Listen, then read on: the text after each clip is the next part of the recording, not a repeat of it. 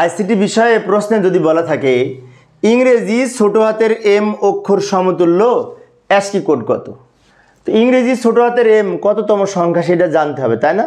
তো তার আগে আরেকটি বিষয়, এই ছোট হাতের এ শুরু হয় কিন্তু 97 দিয়ে। 97 হচ্ছে ছোট হাতের এ, তাহলে 97 থেকে হিসেব করতে করতে যেতে হবে এম কততম সংখ্যা হয়। আচ্ছা, আমি একটু লিখে দেখাচ্ছি, মনে থাকবে। এই যে লক্ষ্য করি, অ্যাস্কি কোডে ইংরেজি ছোট হাতের অক্ষর এ সমান 97 দিয়ে শুরু হয়। এই যে এ সমান 97 দিয়ে শুরু হচ্ছে, এইটা 97টা মনে রাখা লাগবে। এবার আমরা তাহলে এ থেকে একটু হিসেব করি এম পর্যন্ত।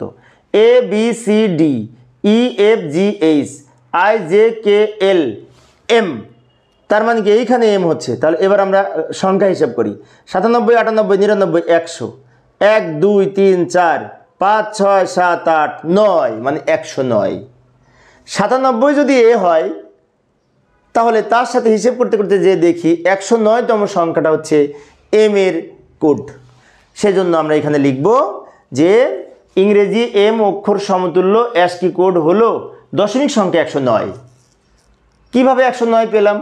ওই যে 97 যদি এ হয়, সেখান থেকে হিসেব করতে করতে গেলাম, এম এর সাথে মিলে 109।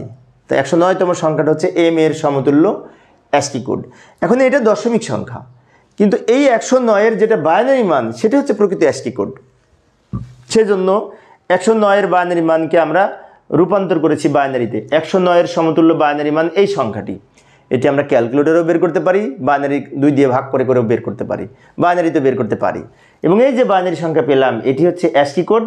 তাই ভিত্তি হিসেবে অ্যাস্কি লিখেছি ASCII।